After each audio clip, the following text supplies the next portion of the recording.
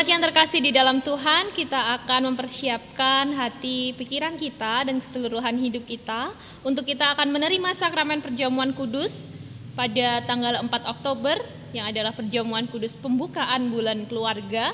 Kita akan bersama-sama menghayati bagaimana kasih Allah ada di dalam keluarga kita. Terlebih dahulu, marilah kita bersama-sama mengangkat satu pujian. Kita naikkan pujian ini sebagai doa dari pelengkap Kidung Jemaat 289, bait yang pertama dan keempat.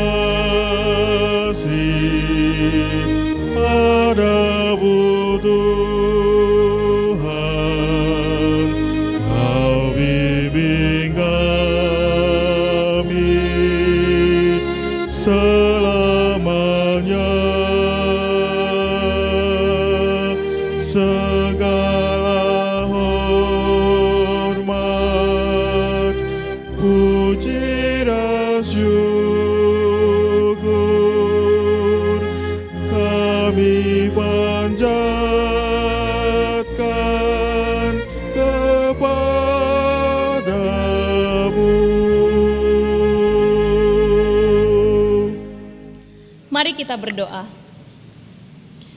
Tuhan Allah sumber cinta kasih, kami mengucap syukur untuk kasih setia Tuhan yang begitu berlimpah di dalam kehidupan kami. Sehingga pada saat ini Tuhan, kami boleh mempersiapkan hati pikiran kami untuk kami siap menerima sakramen perjamuan kudus. Kiranya ya Bapa, firman-Mu yang akan bersama-sama kami renungkan, menguatkan kami, dan juga mempersiapkan hati pikiran kami untuk kami bisa menerima perjamuan-Mu dengan hati yang penuh dengan sukacita, untuk kami menghayati bulan keluarga pada Oktober hari ini. Terima kasih ya Tuhan, di dalam nama Putra-Mu Tuhan kami Yesus Kristus, Sang Firman dan Sang Cinta yang sejati, kami telah berdoa. Amin. Jemaat yang terkasih di dalam Tuhan, semuanya para anggota keluarga, mulai dari mama, papa, eyang, juga anak-anak yang terkasih di dalam Tuhan.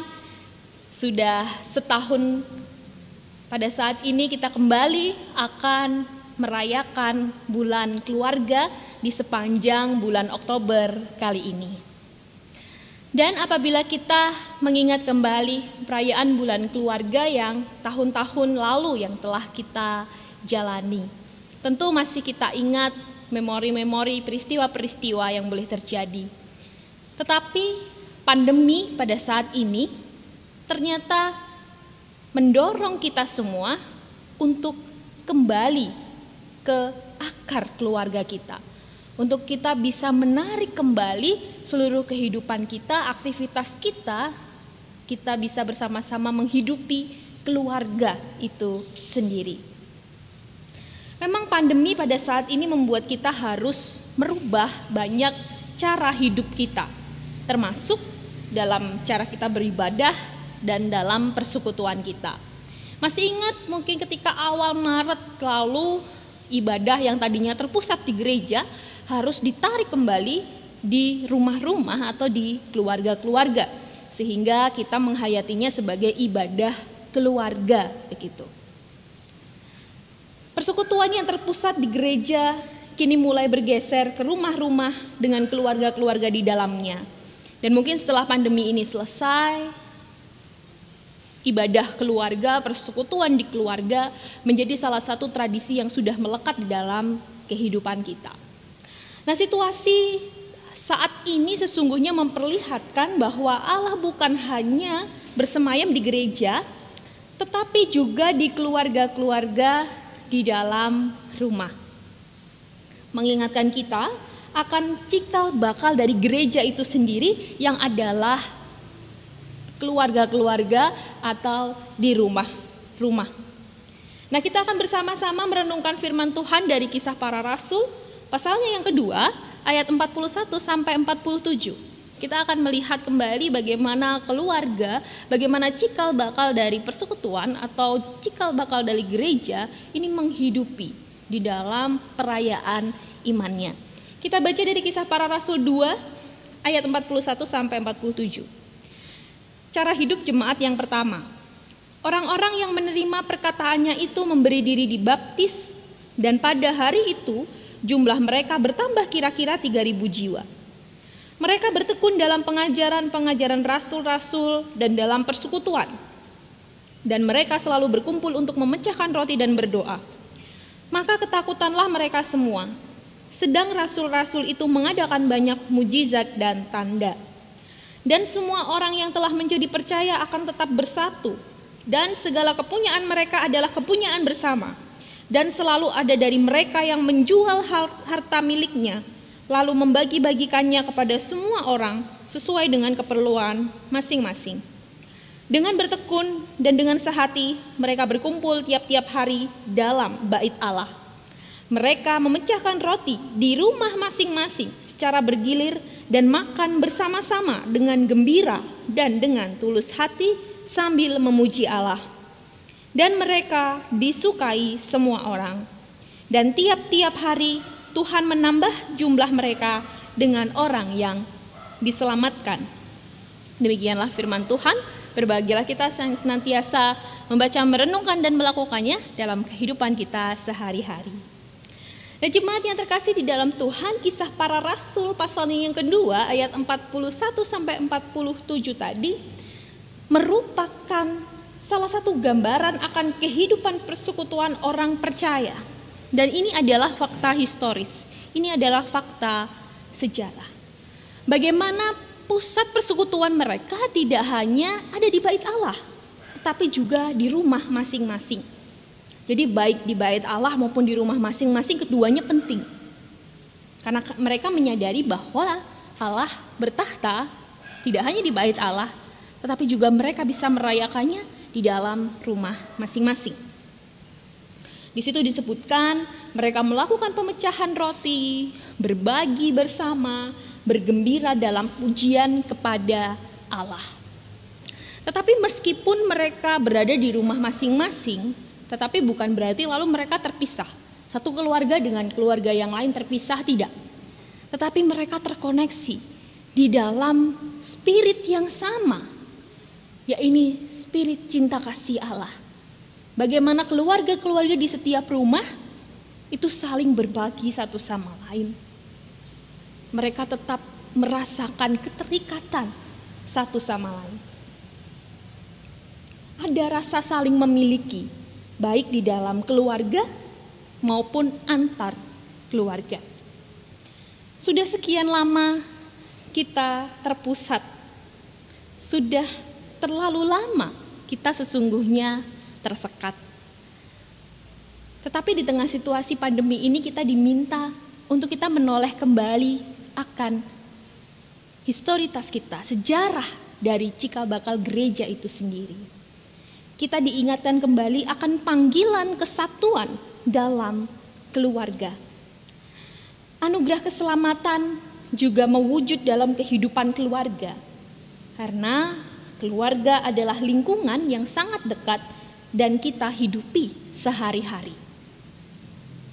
Di keluarga kita lebih sering beraktivitas, apalagi pada saat ini, dibandingkan di gereja.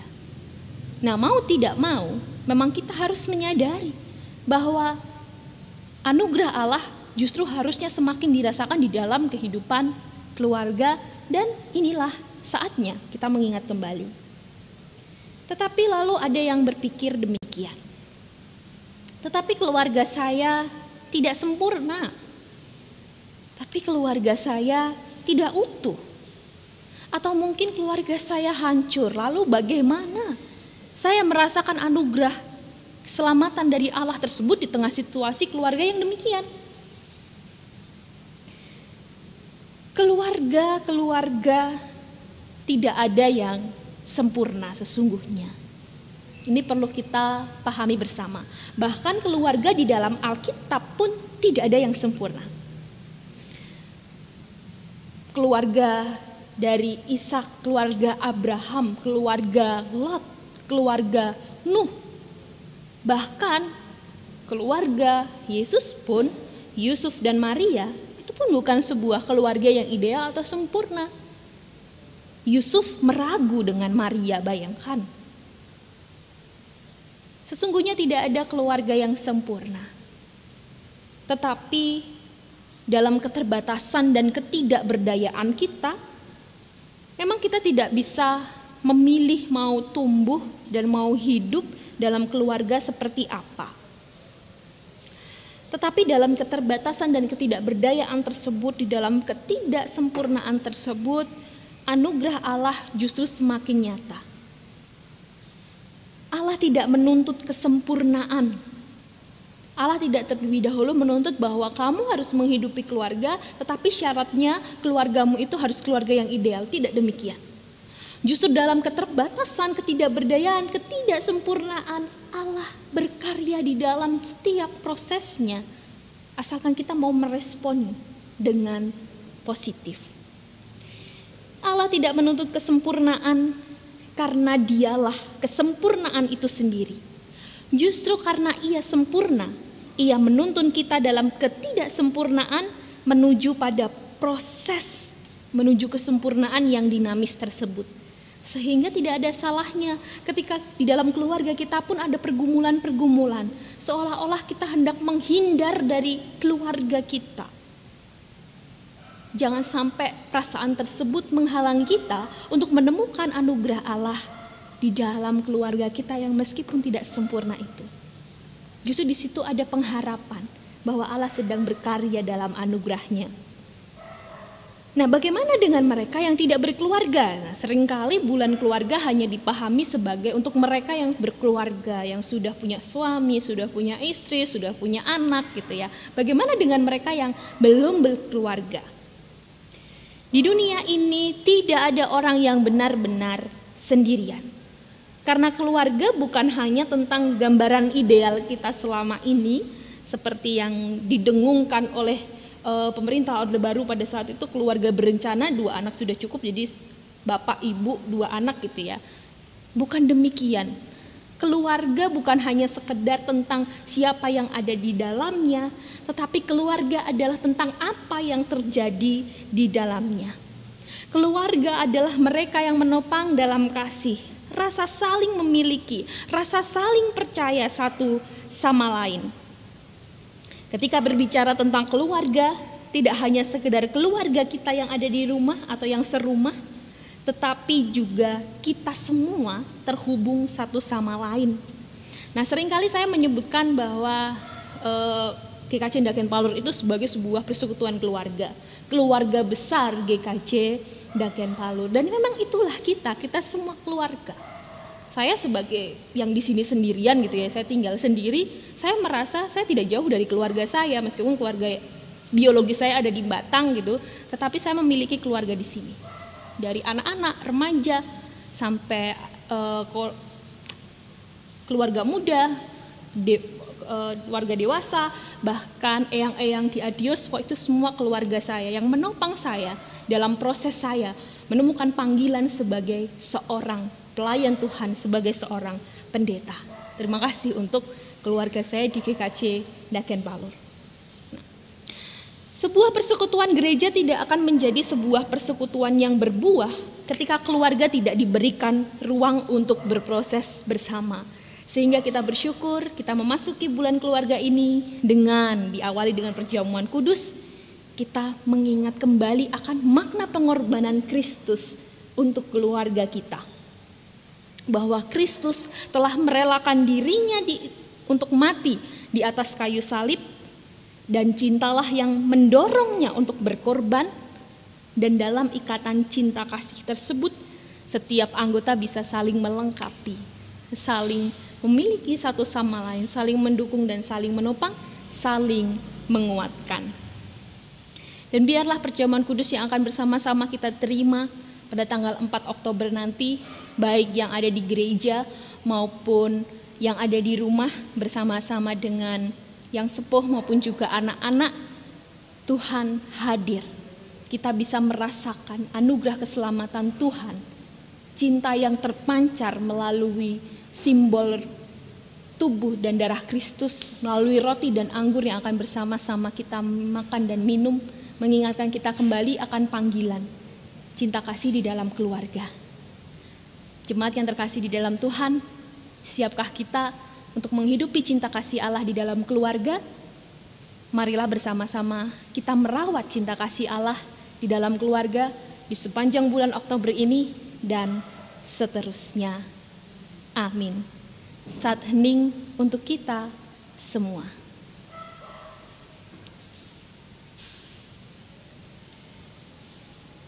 Marilah kita berdoa. Tuhan Allah Bapa kami, sumber cinta kasih, yang telah menyatakan cinta kasih-Nya kepada kami, yang telah mati di kayu salib, mengorbankan diri untuk menebus hidup kami. Tuhan, sungguh kami menyadari bahwa anugerah-Mu bukanlah sebuah anugerah untuk kami simpan sendiri. Tetapi Tuhan, anugerah-Mu bolehlah kami rasakan bersama-sama dengan keluarga kami. Meskipun keluarga kami pada saat ini harus berada di tempat yang jauh, tetapi Tuhan, cinta kasih Tuhan yang melampaui jarak yang ada, sehingga kami semua dipersatukan. Apabila kami boleh menghidupi persekutuan di dalam keluarga-keluarga kami, Tuhan sendiri yang menuntun di dalam setiap gerak langkah kehidupannya. Ya Allah Bapa kami yang hidup, kiranya cinta kasih-Mu yang menguatkan kami untuk kami bisa layak memasuki panggilan perjamuan kudus, sehingga kami bisa mengingat kembali, merenungkan kembali akan pengorbanan Tuhan, dan kami dimampukan untuk menghidupinya di dalam keluarga kami masing-masing. Terima kasih ya Bapa, terima kasih. Sungguh kami bersyukur kasih-Mu yang melayakkan kami. Di dalam nama Tuhan kami Yesus Kristus, Sang Cinta di dalam keluarga, kami telah berdoa dan mengucap syukur. Amin. Selamat mengikuti perjamuan kudus. Tuhan Yesus memberkati.